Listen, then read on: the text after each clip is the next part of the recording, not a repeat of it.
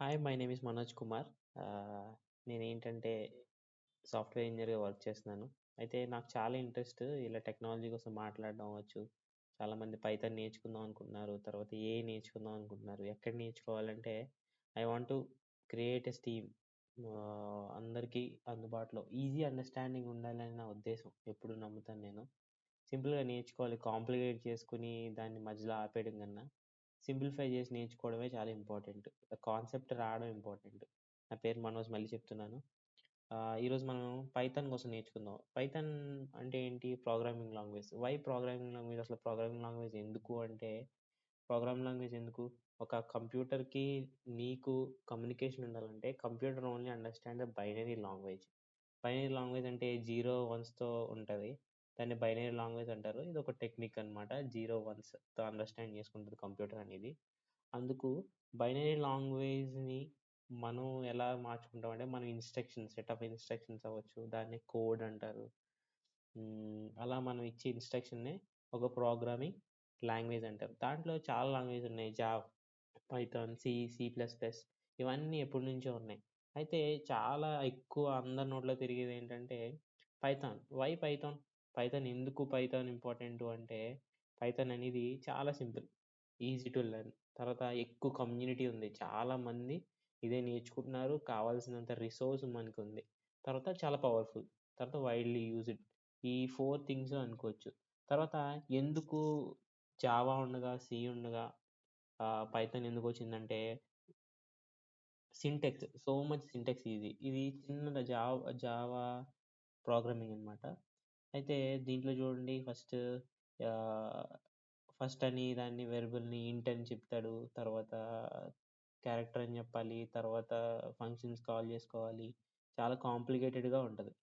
హ్మ్. చాలా కాంప్లికేటెడ్‌గా ఉంటది జావా అనేది. అయితే, అయితే ఎక్కడ నేర్చుకోవాలి? అందరికీ ఫస్ట్ వచ్చే క్వెషన్ ఏంటంటే ఎక్కడ నేర్చుకోవాలి? చాలా మనకి రిసోర్స్ యూట్యూబ్‌లో ఉంది. అంతా ఉంది. అయితే ఎక్కడ కంపేర్ చేయడానికి ఆన్‌లైన్ కంపేరర్స్ చాలా ఉన్నాయి మనకి. ఒకసారి ఆన్‌లైన్ కంపేరర్ అని టైప్ చేస్తే చాలా కంపేరర్స్ ఉంటాయి. Let me open it.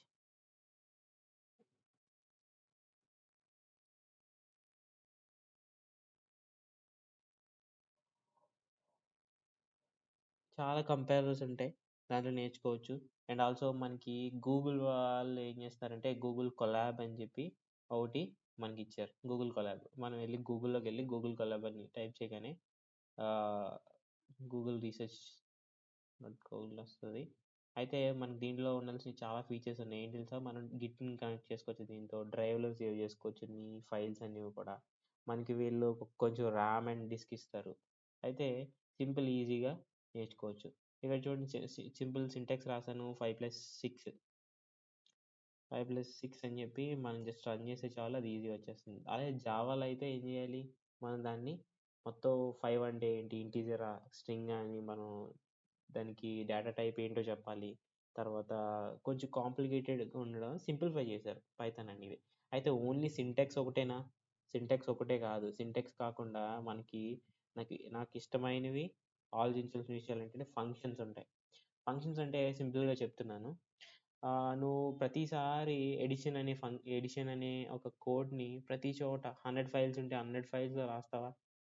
అది చాలా ఎక్కువ రిడెండెన్సీ క్రియేట్ చేస్తూ ఉంటది. ఎందుకు అన్ని సార్లు రాయడం?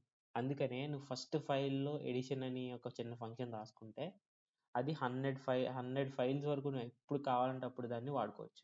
జస్ట్ చూడు, ఇక్కడ నేను జస్ట్ ఏం చేశాను, ఇక్కడ గ్రీట్, గ్రీట్ నేమ్ అని ఒక చిన్న ఫంక్షన్ రాసుకున్నాను. జస్ట్ ప్రింట్ చేస్తదనమాట. ప్రింట్ హలో ప్లస్ ఏం నేమ్ ఇస్తే అది ప్రింట్ చేస్తది. చిన్న సింపుల్ ఫంక్షన్. నువ్వు ఎప్పుడైతే గ్రీట్ మనోజ్ అని ఇవ్వగానే అది మనోజ్ ప్రింట్ చేస్తది. గ్రీట్ అదితి అని ఇవ్వగానే అదితి ప్రింట్ చేస్తది. అలా ఎన్ని సార్లన్నా జస్ట్ నువ్వు దాన్ని కాల్ చేసుకుంటే సరిపోతది. దాంట్లో ఫంక్షన్స్‌లో ఉన్న ఈ ఈ యొక్క కాన్సెప్ట్ వల్ల పైథాన్ అనేది చాలా హిట్ అయింది. తర్వాత రేపొద్దున కూర్చొని నువ్వు రాస్తావా? లాజిక్స్ రాయాలా? లేకపోతే ఇవన్నీ కూర్చొని నువ్వు పైథాన్ రాస్తానంటే టైం సరిపోదు. అంతుండదు మనకి టైము. అయితే మనకి పైథాన్ ఇస్తుందేంటంటే బంచ్ ఆఫ్ లైబ్రరీస్ ఉన్నాయి. అంటే లైబ్రరీస్ అంటే సింపుల్‌గా చెప్తున్నాను. మ్యాథ్ అనే ఒక బుక్ ఉందంటే దాంట్లో మనకి ఎవ్రీ మ్యాథమెటికల్ ఆల్గరిథమ్స్ అవ్వచ్చు, తర్వాత అవన్నీ గూడా లాజిక్స్ అవ్వచ్చు, అన్నీ కూడా ఒక బుక్‌లో రాసిపెట్టారు. ఆ బుక్‌ని మనం లైబ్రరీ అంటాం. నువ్వు జస్ట్ ఆ బుక్‌ని తెచ్చుకుంటే సరిపోతుంది గదా! నువ్వు ప్రతిసారి స్క్వేర్ ఎలా జేయాలి, సబ్ట్రాక్షన్ ఎలా జేయాలి, అడిషన్ ఎలా జేయాలి, తర్వాత ఇంకా పెద్ద పెద్ద ఆల్గరిథమ్స్, ట్రిగ్నోమెట్రీ ఇవన్నీ కూడా నువ్వు ఎప్పటికప్పుడు తెచ్చుకోకుండా జస్ట్ ఒకేసారి నువ్వు ఇంపోర్ట్ మ్యాథ్ అనే చిన్న 2 ఒక లైన్ వాడితే సరిపోయింది. అలా ఓన్లీ మ్యాథే కాదు. పాండాస్ అని, మ్యాట్‌ప్లాట్‌లిబ్ అని, సైకిట్ లెర్న్ అని, సీబార్న్ అని, టెన్సర్‌ఫ్లో అని, మెషిన్ లెర్నింగ్ కావాల్సినవన్నీ గూడా పాండాస్‌లో ఉంటాయి. పైప్లాట్ అంటే డేటాని విజువలైజ్ చేయడానికి కావాల్సినవన్నీ.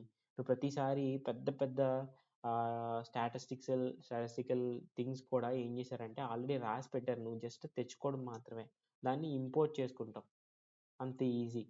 నీకు జస్ట్ ఇప్పుడు నువ్వు లాజిక్ అని మైండ్‌లో పక్కన పెట్టేస్తే, సింటాక్స్ అనేది మైండ్‌లో పక్కన పెట్టేస్తే, వాట్ యూ వాంట్ అనుకుంటే సరిపోయింది.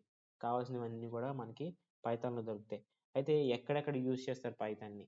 ఎవరెవరు యూజ్ చేస్తారంటే అందరికీ కావాలి. ఈరోజు మెషిన్ లెర్నింగ్ అని అందరూ ఎక్కడ చూసినా ఇదే వినిపిస్తున్నాం. చాట్ జీపీటీ, చాట్ బాట్స్, తర్వాత గేమ్స్ అవ్వచ్చు, ఇవన్నీ గూడా. హ్మ్. అవన్నీ కూడా పైథాన్ అనేది ఎక్కువగా యూజ్ చేసి లాంగ్వేజ్ అనమాట. ఓకే. మీరందరూ ఇప్పుడు ఎవరైతే డేటా సైన్స్ నేర్చుకోవాలనుకుంటున్నారో, మెషిన్ లెర్నింగ్, డేటా అనలిస్ట్‌లున్నాయి. బూమింగ్ జాబ్స్ అన్నీ గూడా రావాలనుకుంటే ఖచ్చితంగా మీరు పైథాన్ నేర్చుకోవాలి. అయితే ఎలా నేర్చుకోవాలంటే సింపుల్‌గా చిన్న రోడ్ మ్యాప్ ఏసుకొని డైలీ ఒక టాస్క్ చేసుకుంటూ చిన్నగా ప్రాక్టీస్ చేసుకొని స్టార్ట్ అయితే మీరు పైథాన్ అంతా కూడా నేర్చుకుంటారు. అయితే నేను ప్రామిస్ చేస్తున్నాను. పైథాను, డేటా, మెషిన్ లెర్నింగ్ అన్నీ గూడా ఎందుకంత కాంప్లికేటెడ్‌గా నేర్చుకోవడం. చాలా సింపుల్ వైడ్‌గా నేను మీకు చెప్తాను. ఈ ప్లే లిస్ట్ అంతా ఫాలో అవ్వండి. జస్ట్ ఒక చిన్న నోట్స్ పెట్టుకోండి. డే వైస్ చేయండి. ఫస్ట్ కొన్ని రోజులు ప్రాక్టీస్ చేస్తే దాని తర్వాత మెషిన్ లెర్నింగ్‌కి ఎలా వైబ్ కోడింగ్ చేయక ముందు తెలుసుకోవాల్సిన విషయాలన్నమాట ఇవన్నీ. అయితే ఖచ్చితంగా ఒక నోట్స్ పెట్టుకొని ప్రాక్టీస్ చేయడం స్టార్ట్ చేస్తే మీరు ఖచ్చితంగా అచీవ్ చేస్తారు. అయితే రేపొద్దున్న ఒక 30 డేస్ తర్వాత మీకు ఎంతో కొంత పైథాన్ వచ్చి ఉంటది. అయితే మిమ్మల్ని మీరు థాంక్స్ చెప్పుకుంటారు. Right a thank you note for your self today itself. హ్మ్. ఇది. అయితే ఈ ప్లే లిస్ట్ అంతా ఫాలో అవ్వండి. నెక్స్ట్ మెషిన్ లెర్నింగ్ వరకు నేర్చుకుందాం. డేటా సైన్స్ కోసం నేర్చుకుందాం. స్టాటిస్టిక్స్ కోసం నేర్చుకుందాం. పైథాన్ అంతా కంప్లీట్ చేద్దాం. తర్వాత ఒక వైబ్ కోడింగ్ ద్వారా చేస్తూ మనం జస్ట్ చాట్‌జీపీటీ ఇవన్నీ యూజ్ చేసుకొని ఒక అప్లికేషన్ ఎలా బిల్డ్ చేయాలి. ఈరోజు ఏఐ వచ్చింది. చాలా ఫ్రంట్ ఎండ్ అంతా చాలా ఈజీ అయిపోయింది. అయితే నా ఛానెల్‌లో చాలా వీడియోస్ ఉన్నాయి. అవి కూడా చెక్ చేయండి కావాలంటే.